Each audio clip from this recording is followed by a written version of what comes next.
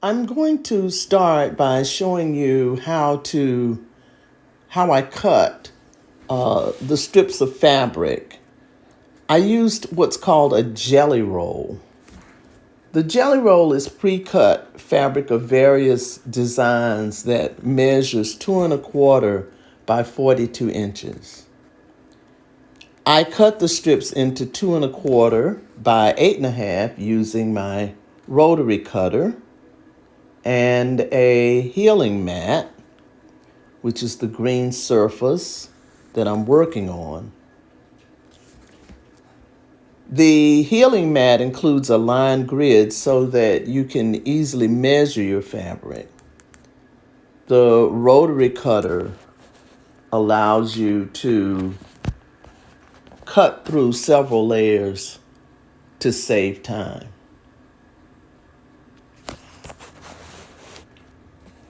And you can see here that I'm carefully measuring the jelly roll strip. I lay my metal ruler down and the rotary cutter cuts straight through the fabric easily. And now I've cut about 4 strips of fabric on this one, using 4 different strips on top of one another, and the rotary cutter cut straight through all 4 layers of fabric. Now, you're going to begin with 2 strips of fabric. You'll need to identify the right side and the wrong side of the fabric. The right side of the fabric is the side that looks clear but not dull. In some cases, there may not be a right side or a wrong side, especially if you received batik fabric, which you're looking at now. There really is no wrong side or right side to the batik fabric, but this particular fabric, the green fabric, you can see how light colored that is with that fabric. So what I'm doing here is I am penciling in a line. I've measured 1/4 inch on my fabric strip, my 2 strips actually together. And I'm gonna measure 1/4 inch at the bottom.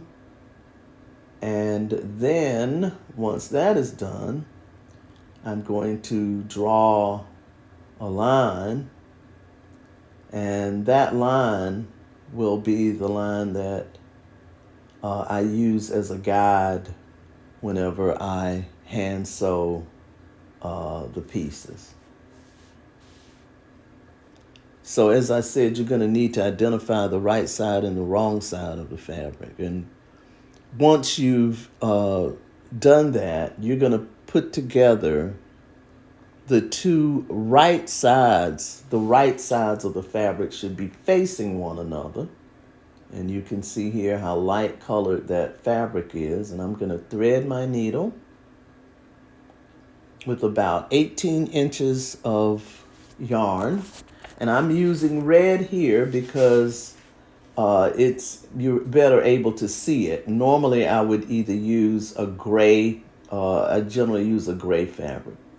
So you want to begin by just right at that edge. You're going to sew up and then back down into the fabric, as you see here. And then I'm going to come back up through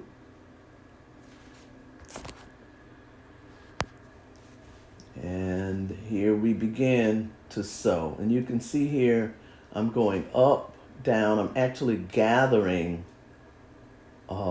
fabric onto the needle, up, down, using the tip of the needle, up, down.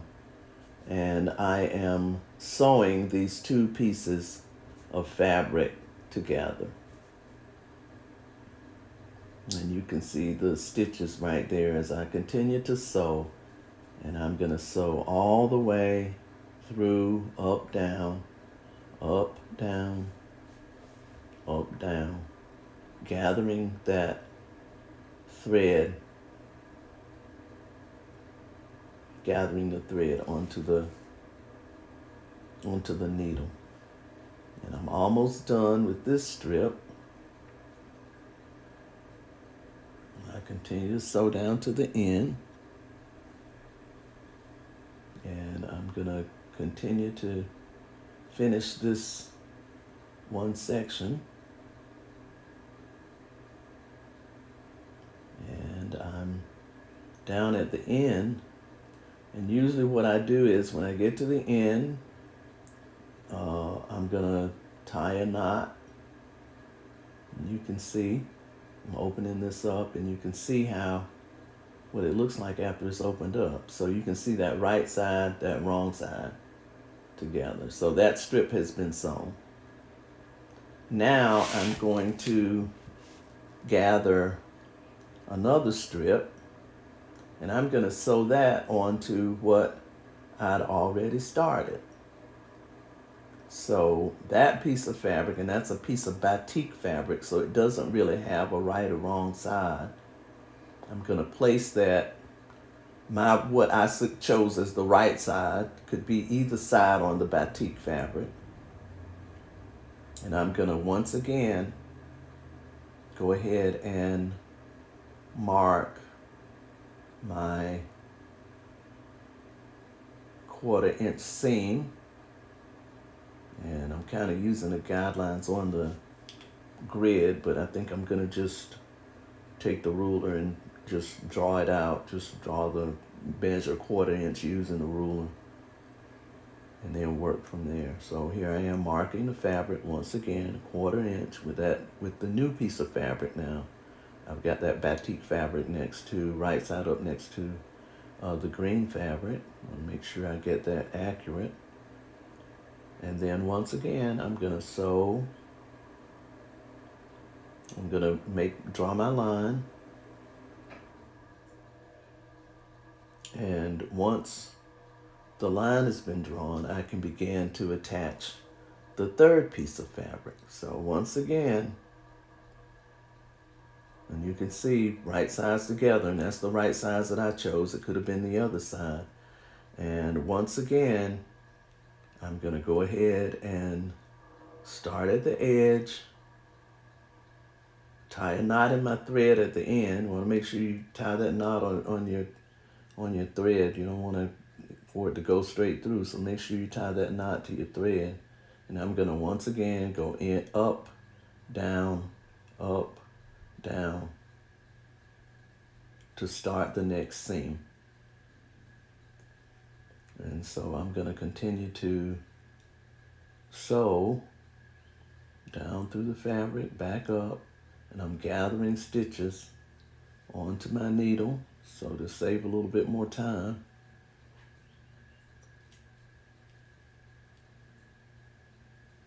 And there we go, up, down, up, and down. And sewing that all the way to the end of that particular strip. So now I've got that third strip. I'm finishing up my third strip on there. And once again, up, down, up, down. Sometimes that thread can get tangled, but untangle it as soon as possible so you don't have a boo-boo. And then once again, I'm down at the end, and what I'm going to do is do kind of a back stitch, which means that I go back down into the fabric, but I go back. It's called a back stitch. You move forward, and then I sew a stitch that goes back.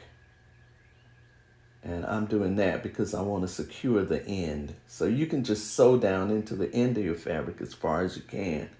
And you want to do a kind of a little back stitch, or, to keep it from unraveling. So there's my third strip of fabric. And now I'm going to add the fourth piece, which is also a batik. It's also a piece of batik fabric. Normally I'd iron these strips out, but I just happened to pick this one up. It's got a little wrinkle in it, but I'm not going to stop to worry about that right now because this is just a demo. If necessary, I can take it all out. But once again, I'm marking the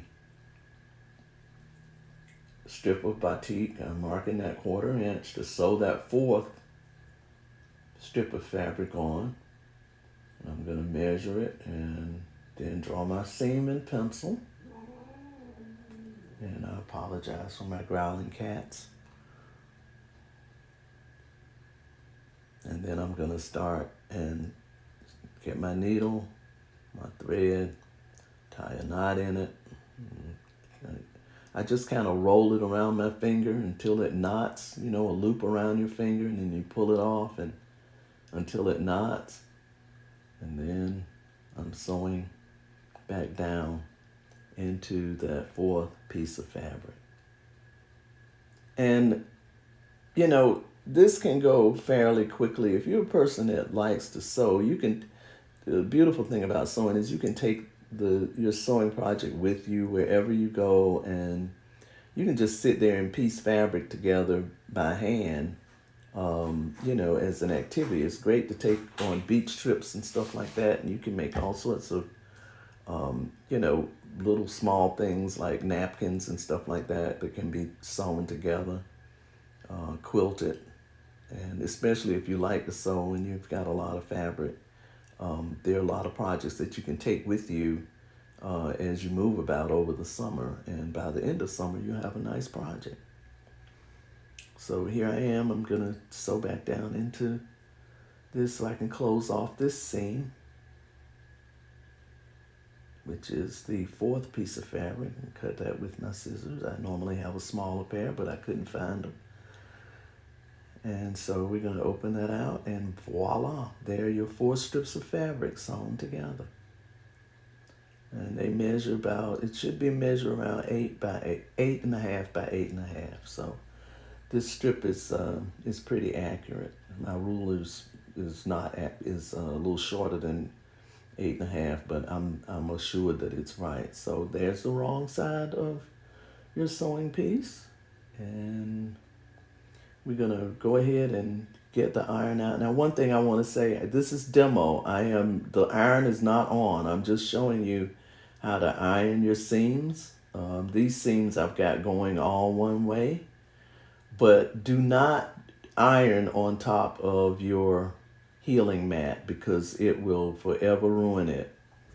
But I'm just doing this as a demo to show you that at the end, then you're going to iron it down. So, yep.